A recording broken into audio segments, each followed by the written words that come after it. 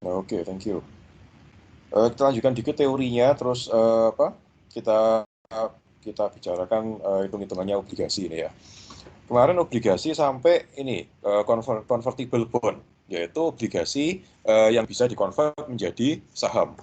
Jadi kalau convertible bond ini pemegang pemegang obligasi setiap saat bisa menggunakan haknya untuk mengkonversi obligasi yang dimilikinya menjadi saham. Satu obligasi ada berapa lembar saham sudah dinyatakan sebelumnya. Oke. Selanjutnya ada istilah secured bond. Secured bond ini adalah bond with collateral, jadi obligasi yang ada jaminannya. Jadi disebutkan di obligasi itu, obligasi ini kalau sampai perusahaan tidak bisa bayar, yang dijaminkan adalah tanah seluas berapa, perusahaannya sudah punya tanah itu. Jadi kalau misalnya itu ya tanahnya dijual, uangnya untuk bayari obligasi ini, sehingga obligasi ini lebih aman. Kalau obligasi, kalau perusahaannya menerbitkan secured bond ini dibandingkan sama obligasi biasa, apa keuntungannya bagi perusahaan? Kalau obligasi biasa tidak ada jaminannya kan ya, secured bond ini ada jaminannya. Jadi kalau misalnya pemegang pemegang obligasi ini dijanjii. Jadi kalau misalnya obligasi perusahaannya tidak bisa bayar baik pokok maupun bunganya untuk obligasi ini, ada suatu jaminan yang akan dijual uangnya untuk bayari pemegang obligasi sehingga obligasinya menjadi aman. Pertanyaannya, apa untungnya bagi perusahaan untuk menerbitkan secured bond ini dibandingkan obligasi yang umum yang tanpa jaminan? Keuntungannya apa bagi perusahaan? Kalau bagi yang membeli bond jelas kan ya, oh lebih aman karena ada jaminannya. Kalau bagi perusahaan, apa keuntungannya?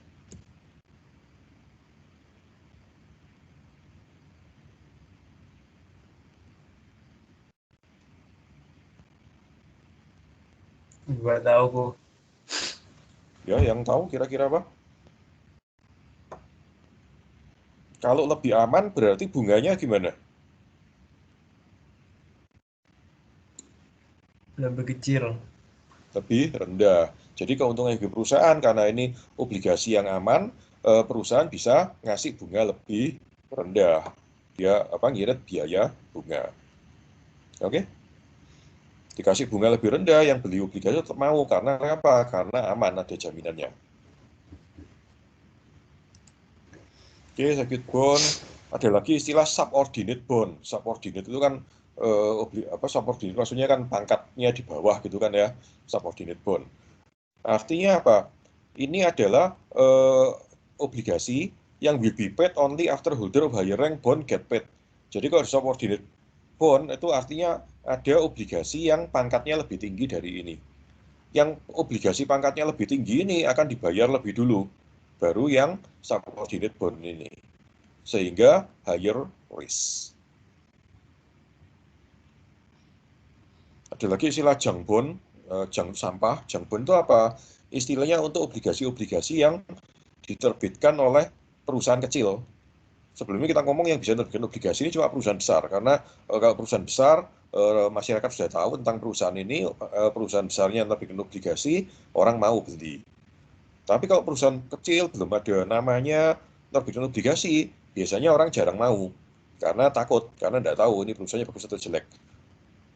Nah, obligasi yang diterbitkan oleh perusahaan-perusahaan semacam ini istilahnya junk bond, bond sampah. Kenapa? Karena resikonya tinggi sekali.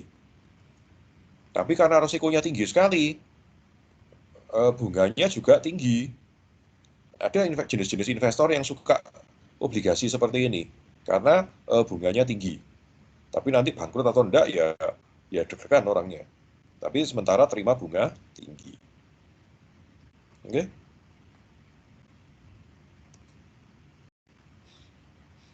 Nah, bond price move up and down, obligasi ini kan hampir sama kayak saham. Jadi entah saham entah obligasi pertama kali tentu dikeluarkan oleh perusahaan, dibeli oleh investor. Setelah dibeli investor dari perusahaan, investor setiap saat bisa beli bisa jual di bursa yang membeli investor lainnya. Karena diperjualbelikan di bursa, ada demand ada supply, tentu harganya naik turun. Nah, nanti kita lihat di perhitungannya, yaitu bahwa kalau resiko dari suatu perusahaan naik, harganya akan turun, harga obligasinya. Tapi kalau perusahaannya resikonya turun, harga obligasi justru akan naik. Kenapa gitu? Misalnya gini, ada perusahaan jual obligasi, mengeluarkan obligasi dengan harga 10 juta rupiah. Jangka waktu 5 tahun misalnya. Tahun kedua tiba-tiba ada isu perusahaan ini mau bangkrut. Sehingga kalau mau bangkrut tentu artinya resikonya naik, resiko perusahaan ini. Banyak nggak yang mau beli obligasinya perusahaan ini di pasaran? Nggak ada kan ya, karena ada isu perusahaan ini mau bangkrut. Karena tidak ada yang mau beli, harga obligasi akan turun. Karena itu kita bilang ketika resiko perusahaan naik, harga obligasi turun. Sebaliknya juga gitu. Misalnya diisukan perusahaannya makin bagus, dia menemukan suatu produk baru yang laris katakan, sehingga keuangannya kuat. Kalau keuangannya kuat tentu bisa bayar obligasi, resikonya turun. Kalau resikonya turun, orang tentu mau beli obligasinya di pasaran. Jadi kalau kita sudah megang obligasi perusahaan ini, kita mau jual di bursa, jauh lebih gampang. Karena banyak yang mau beli, harganya naik atau turun?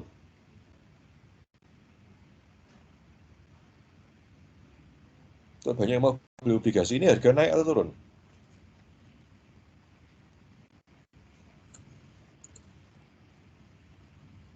Naik kok. Naik. Nah, banyak yang mau beli tentu harganya naik, sehingga ketika resikonya turun, harganya naik.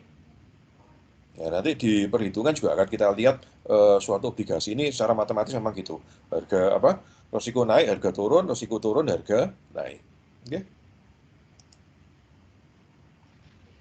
Oke, Changbone Price. Nah, apa aja yang bisa menyebabkan suatu resiko suatu perusahaan naik atau turun? Bisa general, bisa spesifik. General itu keadaan ekonomi secara umum. Misalnya ada apa? Ada COVID ini, tentu resiko semua perusahaan naik. Ketika resiko naik, tentu harga turun. Misalnya inflasi tinggi, misalnya ada krisis. Nah, itu apa? Jenis-jenis resiko yang mempengaruhi perusahaan secara umum. Ada juga jenis resiko yang mempengaruhi perusahaan secara spesifik. Jadi spesifik, oh perusahaan ini resikonya naik, resikonya turun, sehingga harga obligasi berubah. Bisa dari misalnya perusahaan ini ngutang lagi, sehingga debt-nya nambah. Atau dia nambah modal, nambah equity. Kalau nambah equity, resikonya turun. Dia dari cash level, kalau cash level naik, tentu resikonya turun. Cash level turun, resikonya naik. Bisa juga dia dari company new investment, dia invest di suatu tempat baru. Nah, investasinya bagus atau jelek? Kalau investasinya bagus, tentu resikonya turun. Tapi kalau investasinya meragukan, tentu resiko perusahaan ini naik. Misalnya perusahaan tambang, dia akuisisi tambang lain yang belum terbukti mengandung bahan tambang. Nah, ini tentu resikonya naik. Change commodity price, change of regulation dan sebagainya, barangnya dia laku, muncul kompetitor baru dan sebagainya. Nah, ini faktor-faktor spesifik yang menyebabkan suatu perusahaan resikonya bisa naik, bisa turun. Ketika perusahaan resikonya naik, resiko naik ini artinya apa? Resiko dia bangkrut itu naik. Resiko dia tidak bisa bayar utang. Ketika suatu perusahaan resiko naik, tidak ada yang berani beli obligasinya, sehingga obligasinya dia harganya turun. Sebaliknya kalau resikonya perusahaan itu turun, keuangannya kuat, bisnisnya bagus dan sebagainya, banyak yang mau beli obligasinya dia, harga obligasinya dia akan naik. Oke? Oke, so far ada pertanyaan? Itu teorinya tentang obligasi.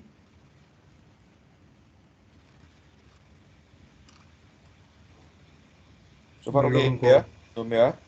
Oke, kita coba kita lanjutkan ke bagian hitung-hitungnya.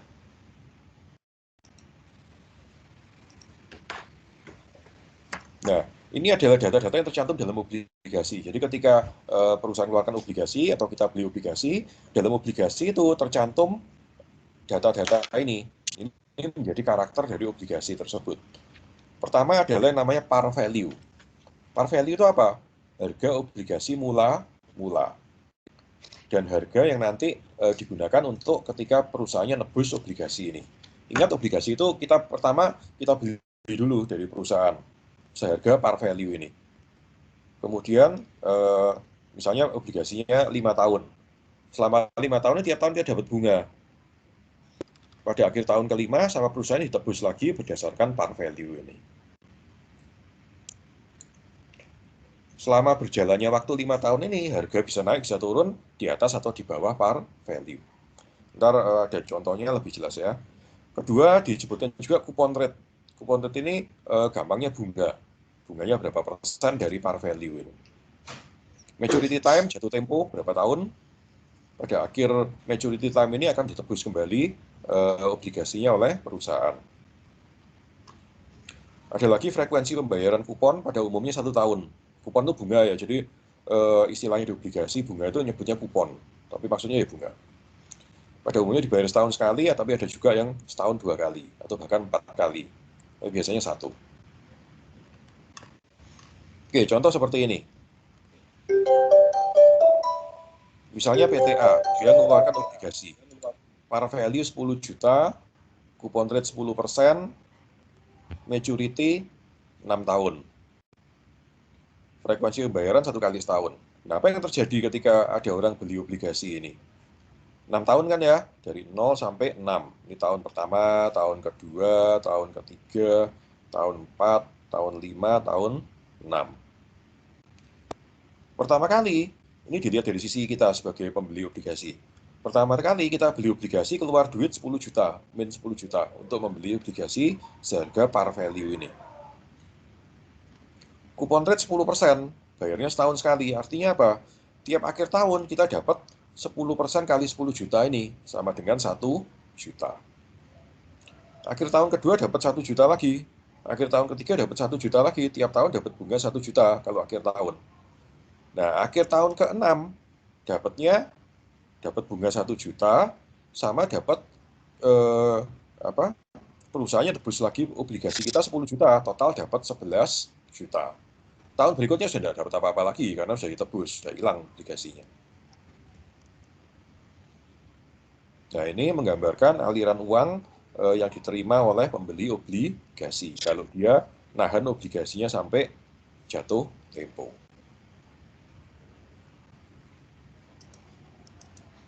Ada pertanyaan? Oke, kalau kita lihat ini. Semua ngerti kenapa ini 11 juta? Kok ada 1 juta seperti ini?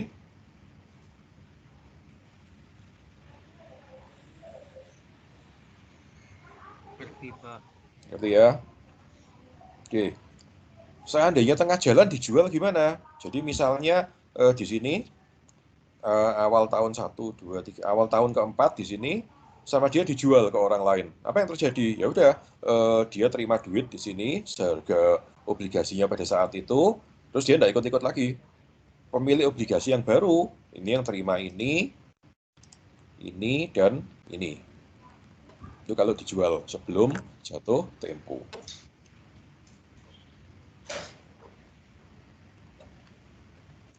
Kok, berarti Ya, misalnya dijual itu dia belinya 3 juta gitu kok maksudnya kok? enggak, beli di tengah-tengah sini. Enggak 3 juta, tergantung harga pasar berapa, tapi enggak mungkin 3 juta. Terakhir sih dapatnya 1, 2, 11. Yang beli baru itu dia terima 1 juta, terus 1 juta lagi, terus 11. Enggak mungkin harganya 3 juta, murah amat. Tergantung harga pasar. Berapa harga pasarnya? Nah, nanti ada hitungannya. Ntar saya tunjukin rumusnya, ngitung harga pasarnya berapa kira-kira kalau di tengah-tengah ini diperjualbelikan. Oke? Oke kok. Ada pertanyaan lagi? Kalau di sini harganya 3 juta, rugi dia. Pertama aja dia beli 10 juta kok, keluar duit 10 juta. Balik baru 1, 2, 3, balik baru 3 juta. Udah jual 3 juta kan dia rugi. Oke? Oh, berarti yang harga awalnya itu yang dihitung kok ya? Sama harga awalnya juga. Nah, nanti hitungannya gimana? Ada rumusnya. Oke? Oke kok. Oke. Yang ngefek di harganya di tengah-tengah ini adalah ini, cash flow di masa depan ini. Cash flow di masa depan. Ini cash flow di masa depan ini yang menentukan nanti di sini harganya berapa, atau di sini harganya berapa, atau di sini harganya berapa. Oke.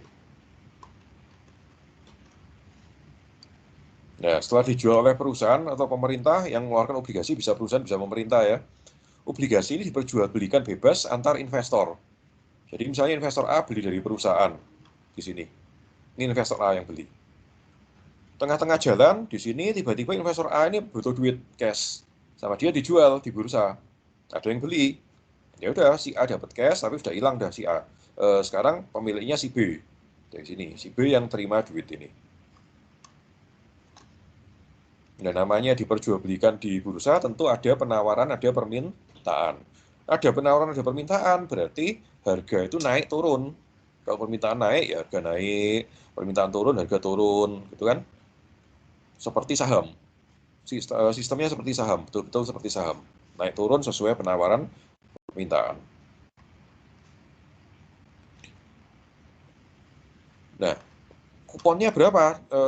Kuponnya ini kan kita bilang 10% kali 10 juta kan ya, 1 juta ini kan ya. Misalnya di sini, di tengah-tengah ini harga obligasinya naik jadi 12 juta. Apakah sekarang dapatnya 10% kali 12 juta? Enggak. Dapatnya tetap 10% kali par value 10 juta.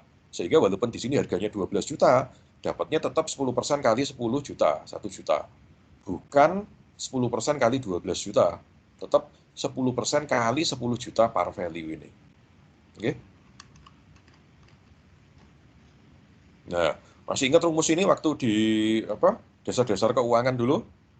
PV sama dengan EV dibagi 1 tambah R pangkat N.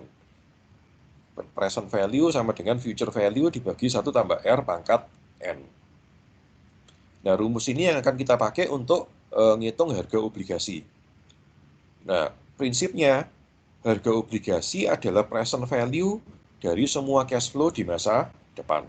Artinya gini, misalnya kita mau mengukur harga di sini. Di sini cash flow di masa depan kan tinggal ini, 1 juta, 1 juta, 11 juta. Nah, 1 juta, 1 juta, 11 juta ini semuanya di present value kan. Sekarang kan kita di sini. Ini berarti kan future value. Ini future value. Ini future value. Ketika future value ini dihitung present value-nya pakai rumus ini. Jadi dimasukkan sini, dibagi 1 tambah R pangkat N, ketemu present value. Nah, present value dari ketiga item ini, kalau di total, jadi harga obligasi. Oke, ntar dengan contoh lebih jelas.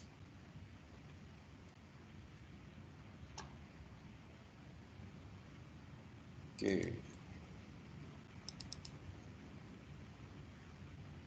Oke, by the way, di Moodle sudah saya taruh ya, lecture note ini ya, di download, dibaca lagi, kemudian jangan lupa absen ya.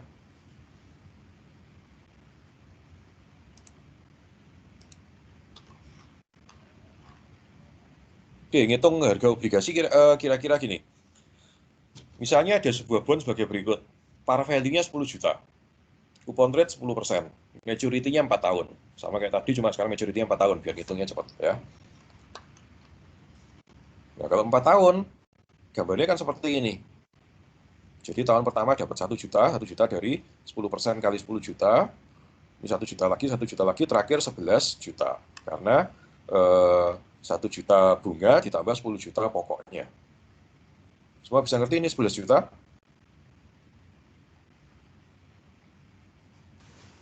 Bisa kok. Semua bisa ngerti ini 11 juta ya? Halo? Ya? Bisa dengar? Kalau gue tadi nggak putus, kenapa kok? Semua bisa ngerti ini 11 juta, dari mana 11 juta? Ngerti kok. Ngerti ya? Oke. Nah, sekarang kita lihat berapa harga bond pada waktu pertama dijual oleh perusahaan. Dijual oleh perusahaan pertama kali harga 10 juta ini kan ya. Nah, coba kita terapkan rumus tadi itu pada cash flow ini, dapat nggak 10 juta? Tadi kan kita bilang di sini,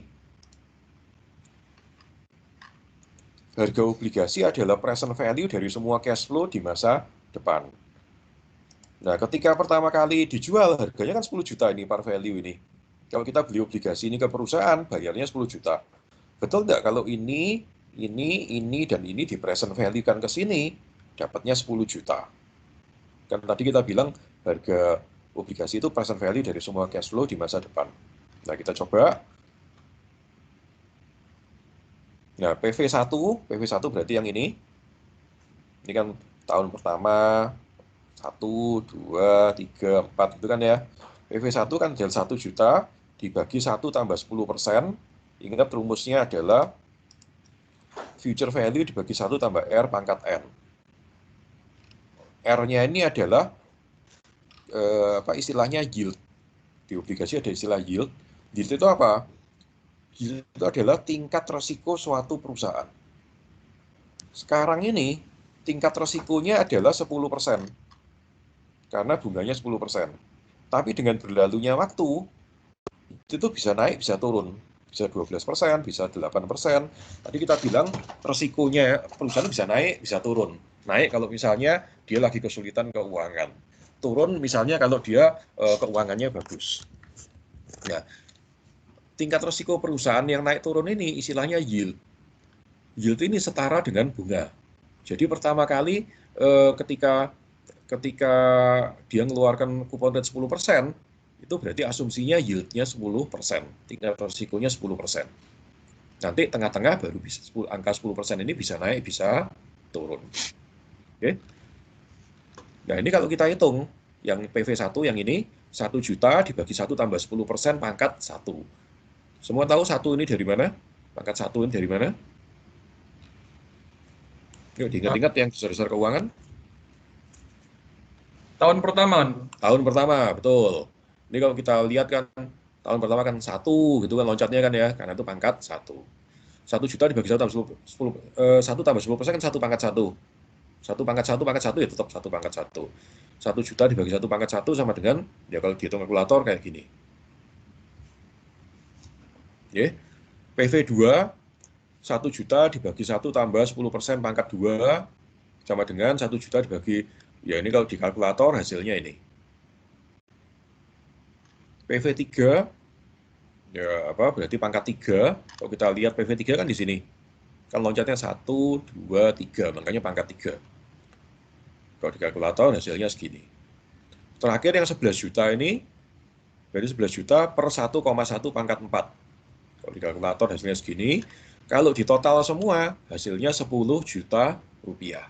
Pas sama ini, par value 10 juta ini. Artinya apa? Pengertian kita ini betul yang tadi. Yaitu harga obligasi adalah PV dari semua cash flow di masa depan. Ya, kita lihat tadi kan semua cash flow-nya di masa depan. Ini kan kita sekarang di sini. Ini kan cash flow masa depan, cash flow masa depan, cash flow masa depan, cash flow masa depan. Semua ini di present value kan. Dapatnya ini, kalau dijumlah, balik lagi 10 juta. Oke, direnungkan dulu, ini hal baru. Jadi mungkin agak sulit, coba direnungkan dulu. Ada pertanyaan?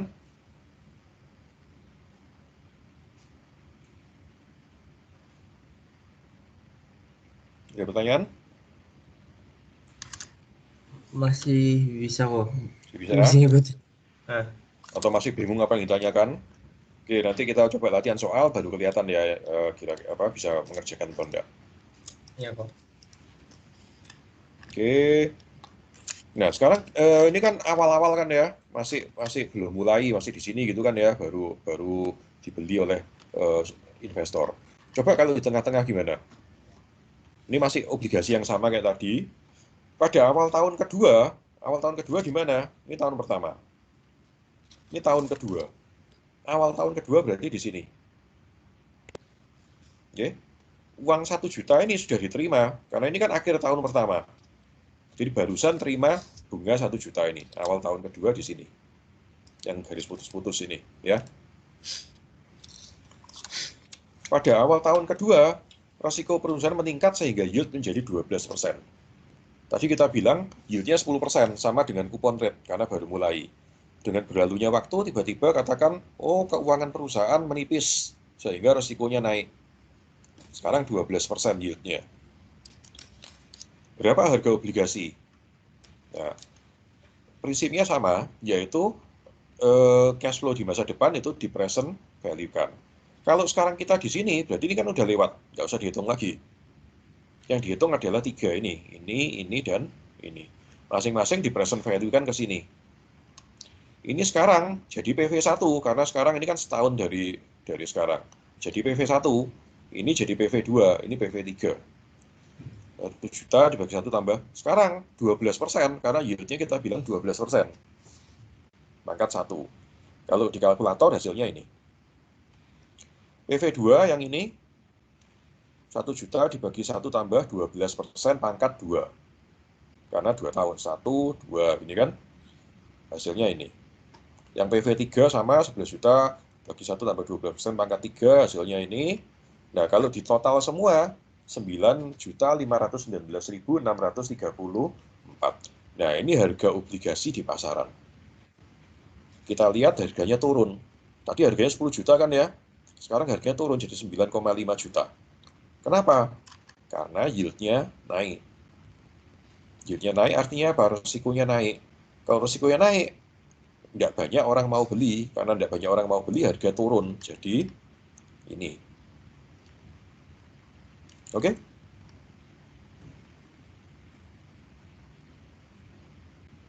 Oke, bisa? Mau Ya? tanya, Bu. Apa? Tadi yang misalnya kalau agak scroll ke atasku, kalau dibeli di tahun ketiga berarti yang 2 itu. Ya, kalau awal tahun ketiga, di mana? Ini tahun pertama, ini tahun kedua, ini tahun ketiga kan ya? Awal tahun ketiga berarti di sini. Terus yang ketiga nanti jadi PV N-nya yang 1 ya. Betul, ini jadi PV1, ini jadi PV2. Kalau kita di sini kan berarti ini ke sini kan loncat 1 kan ya. Ya berarti ini jadi PV1, ini jadi PV2. Ya betul. Paham, Bu. Oke, ada lagi pertanyaan? Oke, contoh satu lagi. Nah ini, sekarang pada awal tahun ketiga. Ini kan tahun pertama, kedua, ketiga, awal tahun ketiga di sini. Risiko perusahaan turun, sehingga yield jadi 8%. Misalnya sekarang keuangannya bagus, sehingga yieldnya 8%. Berapa harga obligasi di sini? Nah, sekarang kan berarti cash flow masa depan kan tinggal ini sama ini. Tinggal PV1 sama PV2. Ini berarti 1 juta dibagi 1 tambah 8%, pangkat 1, di kalkulator hasilnya ini. Ini berarti 11 juta dibagi 1 tambah 8%, 1 tambah 8% kan 1,08 kan ya. Pangkat 2. Sama dengan ini. Di jumlah hasilnya ini. 10.356.000. Harganya naik. Tadi awalnya kan 10 juta waktu pertama kali keluar. Sekarang 10,3 juta. Kenapa naik? Karena perusahaannya makin aman. Kalau makin aman, banyak orang yang mau beli obligasinya, demand-nya naik. Demand naik berarti harga naik. Jadi sekian. Oke?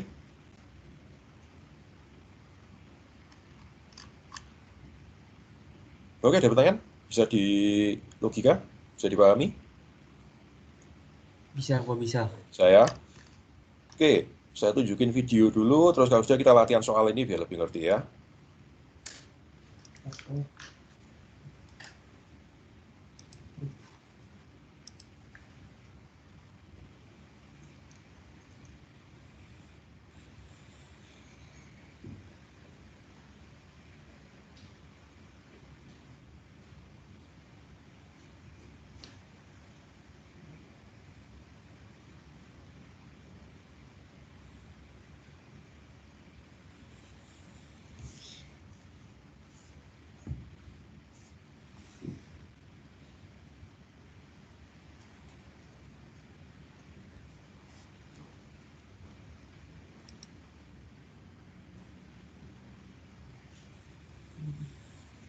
What I want to do in this video is to give a not too mathy explanation Suaranya masuk ya? of why bond prices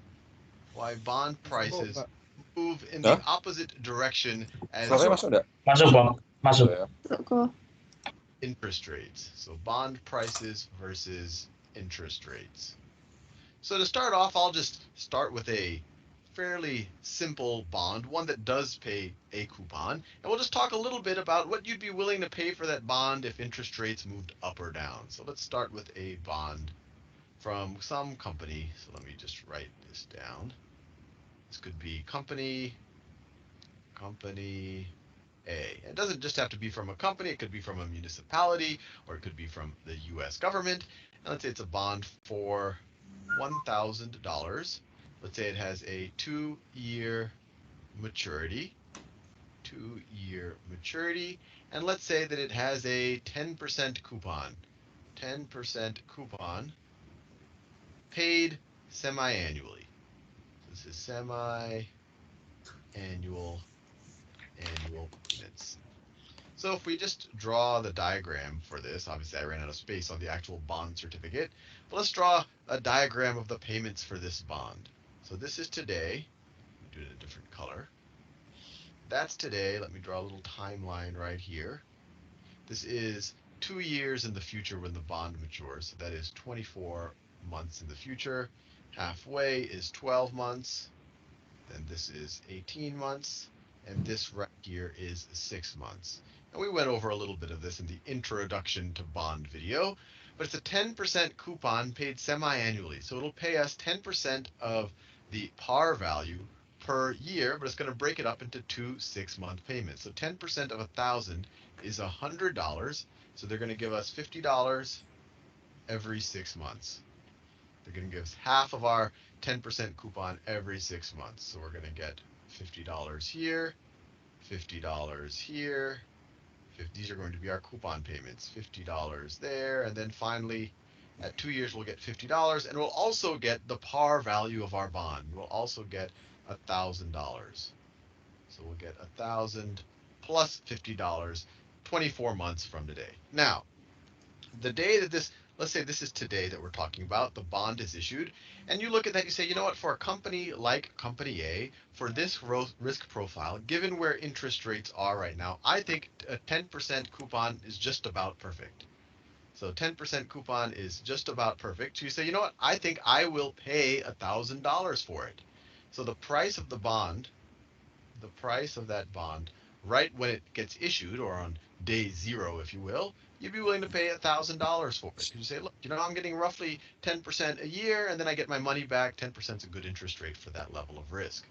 Now, let's say that the moment after you buy that bond, just to make things a little bit, obviously interest rates don't move this quickly, but let's say the moment after you buy that bond, or maybe to be a little bit more realistic, let's say the very next day, interest rates go up. If interest rates go up, let me do this in a new color. So let's say that interest rates go up.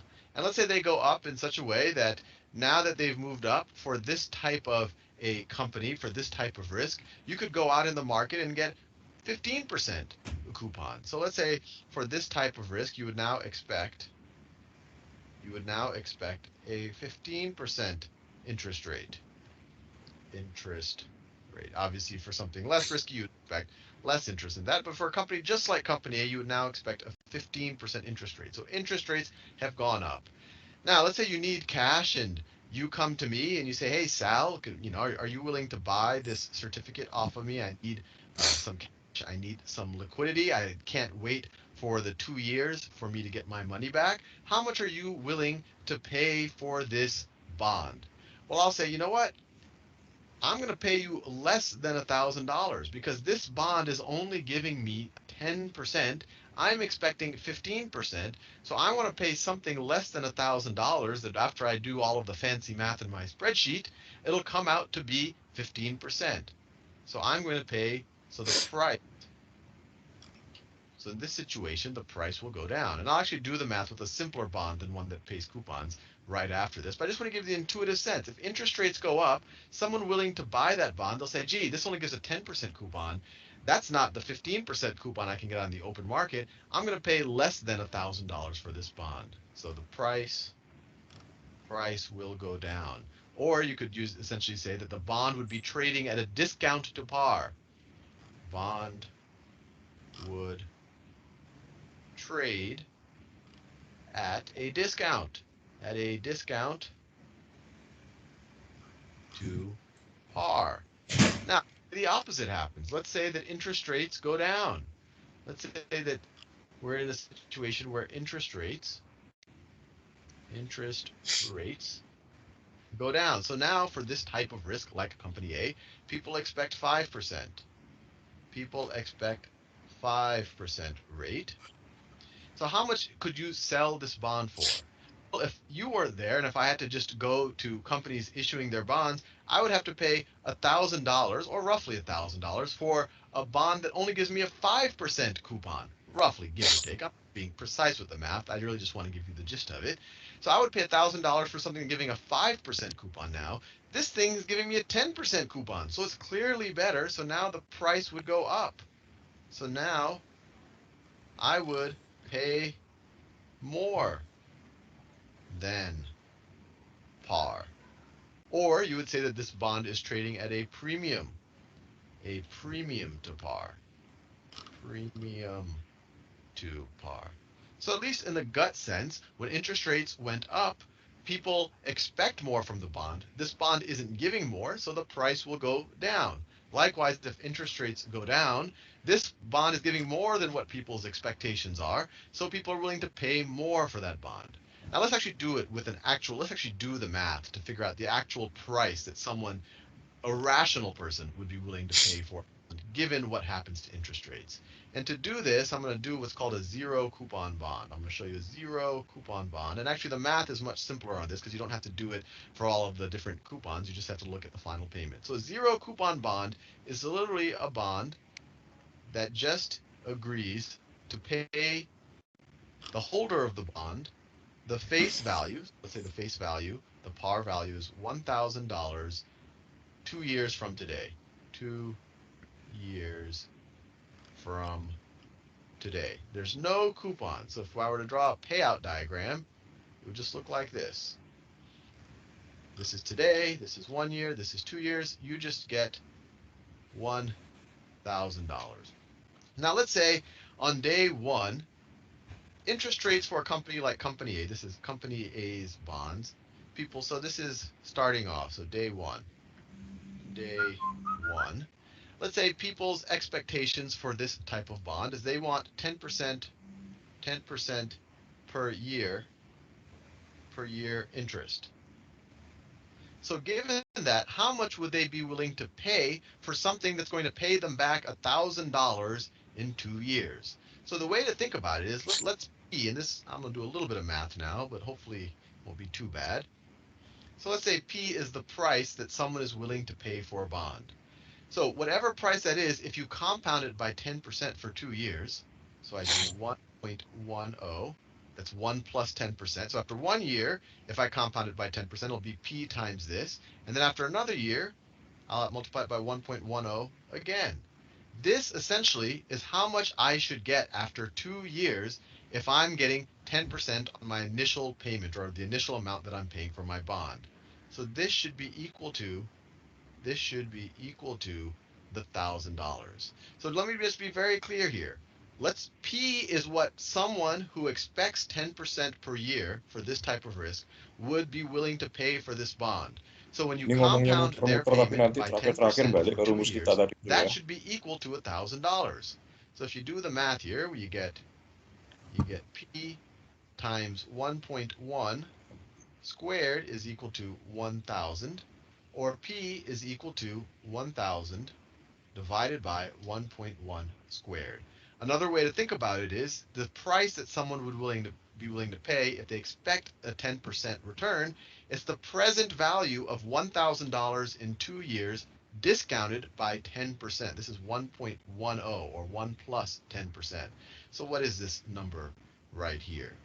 Let's get a calculator out. And so if we have 1,000 divided by 1.1 squared, that's equal to $826, and well, I'll just round down, $826. So this is $826. So if you were to pay $826 today for this bond, and in 2 years that company would give you back $1,000, you will have essentially have gotten a 10% annual compounded interest rate on your money. Now, what happens if the interest rate goes up, let's say the very next day? And I'm not going to be very specific. I'm going to assume it's always 2 years out. You know, it's 1 day less, but that's not going to change the math dramatically. Let's say it's the very next second that interest rates were to go up. So let's say second one. So it doesn't affect our math in any dramatic way. So let's say interest rates go up. So now all of a sudden, so interest, people expect more. Interest goes up. The new expectation is to have a 15% return on a loan to a company like Company A. So now what's the price that we're willing to pay? We'll use the same formula. The price is going to be equal to $1,000 divided by, instead of discounting it by 10%, we're going to discount it by 15% over 2 years. So 1 plus 15% compounded over 2 years. Bring out the calculator. Bring out the calculator. I think you have a sense. We have a larger number now in the denominator, so the price is going to go down. So let's actually calculate the math. $1,000 divided by 1.15 squared is equal to $756, give or take a little bit. So now the price has gone down. The price is now $756. This is how much someone's willing to pay in order for them to get a 15% return and get $1,000 2 years, or get $1,000 in 2 years, and essentially for it to be a 15% return. Now, just to finish up the argument, what happens if interest rates go down? So if, let's say the expected interest rate on this type of risk goes down, and let's say it's now 5%. What is someone willing to pay for this zero coupon bond? Well, the price is, if you compound it 2 years by 1.05, that should be equal to 1,000, or the price is equal to 1,000 divided by 2 years of compounding at 5%. Get the calculator out again. We get $1,000 divided by 1.05 squared is equal to $907. So all of a sudden we're willing to pay, price is now $907. So you see mathematically, when interest rates went up, the price of the bond went from 826 to 756. The price went down. When interest rates went down, the price went up. And I think it makes sense. The more you expect, the higher return you expect, the less you're willing to pay for that bond. Anyway, hopefully you found that helpful. Oke, itu penjelasan lain lagi tentang cara yang kita sudah bahas, yaitu ngitung harga obligasi. Oke, sekarang kalian coba sendiri. Kita lanjutkan yang ini. Ini ceritanya kan pada awal tahun kedua resiko menjadi 12%. Coba gini, pada awal tahun kedua resiko perusahaan menurun sehingga yield menjadi 8%. Sehingga hitung harga obligasi pada saat ini ketika yieldnya 8%. Oke. Jadi kita pakai contoh kita tadi itu, cuma sekarang ini diganti 8%. Oke, silakan dicoba. Yang sudah selesai di foto terus di share di WA group. Selama ngerjakan, kalau ada pertanyaan ya langsung ditanyakan.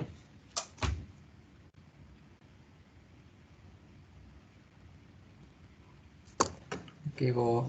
Ya, coba dulu ya. By the way, kalian perlu kalkulator yang scientific, yang bisa pangkat-pangkat. Mestinya kalian sudah punya, karena dulu waktu dasar-dasar keuangan kan pakai rumus yang sama kan ya.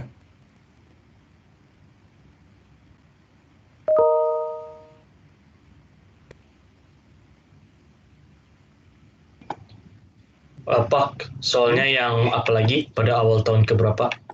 Oke, saya tunjukin soalnya aja nih. Pada awal tahun kedua, ya berarti nanti kalau UTS, UAS, saya sarankan kalian kalau soal seperti ini gambar ini juga. Nggak harus ya, tapi jauh lebih gampang kalau digambar.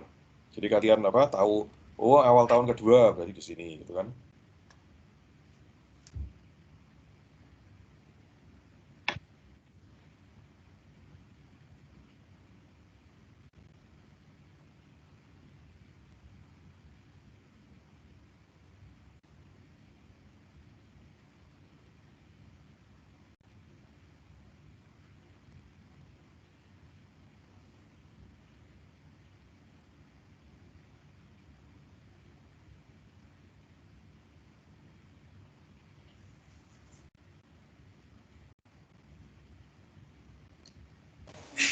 Kok bisa Hmm. agak turun kok, gak kelihatan gitu depan. Ini. Turun lagi. Oke, saya kecilkan dia biar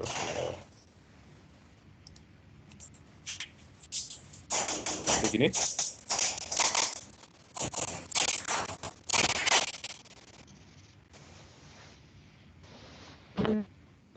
Yield menjadi 8% gitu ya.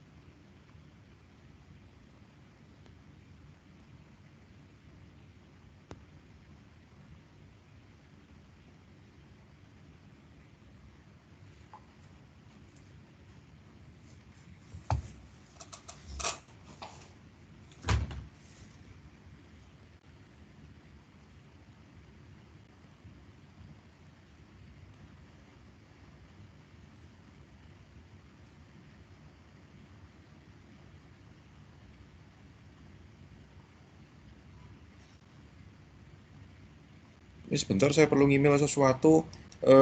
Apa? Share-nya saya berhentiin sebentar ya. Kalian lihat apa? Note kalian dulu ya.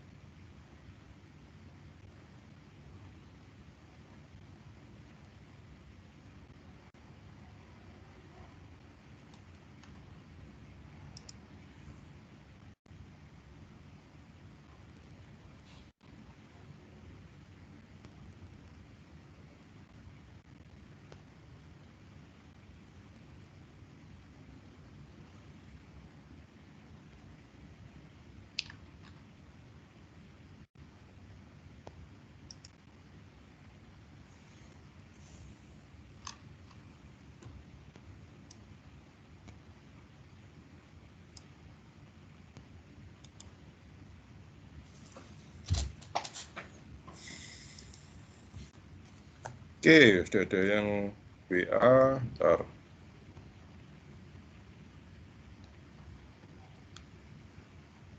Oke, caranya betul. 1 juta 1,8% pangkat 1 sekian, 1 juta 1,8% pangkat 2 sekian, 11 juta 1,8% pangkat 3 sekian, 10 juta 500. Ya, cara cepat untuk lihat ini betul atau salah adalah kalau yield-nya turun, pertama kan yield-nya 10% kan ya, terus kan turun jadi 8. Harusnya harganya naik di atas 10 juta. Nah, ini di atas 10 juta, kayaknya betul. Coba yang lain dilihat angkanya sama atau enggak? Sama atau enggak angkanya? Lagi ngerjain dulu kok, soalnya tadi Oh ya, oke. Oke, kerjain dulu ya. tadi kalkulatornya hilang. Oke, kerjain dulu yang lain. Terus silakan lihat sama enggak sama yang sudah dikirim ini.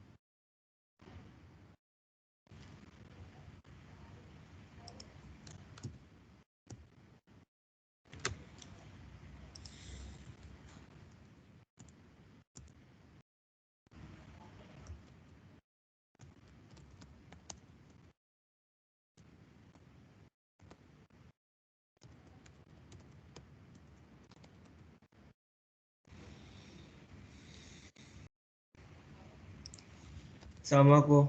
Sama ya? Ya kok. Oke. Yang lain gimana? Sama semua? Sama kok. Sama ya? Oke, Sama. kalau sama coba Sama, lanjutkan Pak. ke ya. Kalau sama coba lanjutkan yang ke apa? Selanjutnya yang awal tahun ketiga itu di soalnya kan 12%. 8% ganti 12%.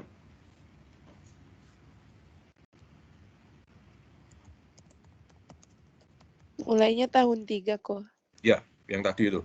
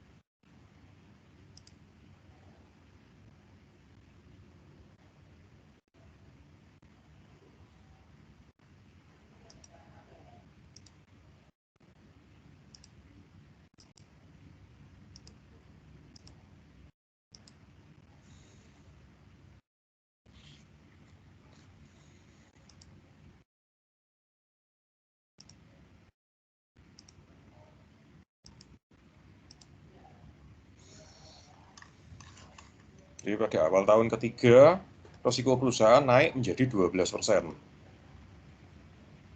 Hitung harga obligasi.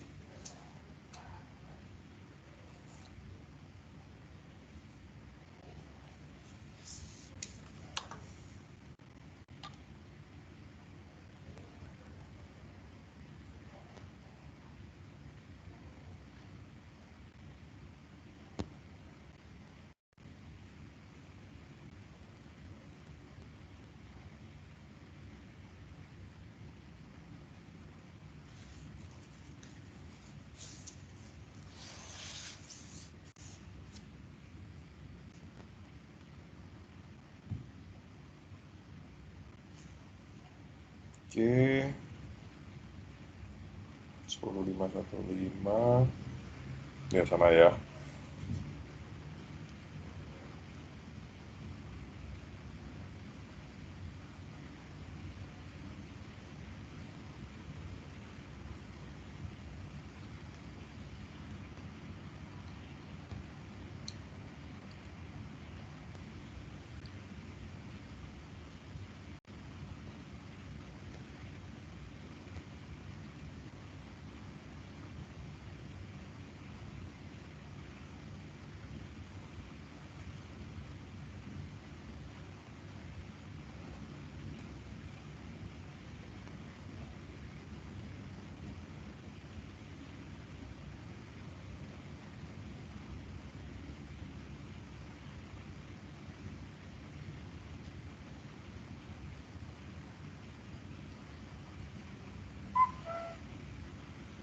Oke.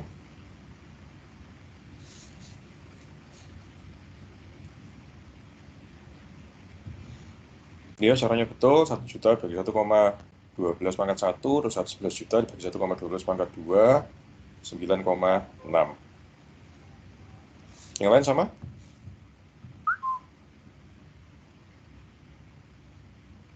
Sama kok. Sama ya. Oke, itu caranya ngitung ngitung harga obligasi dengan berjalannya waktu, yaitu tergantung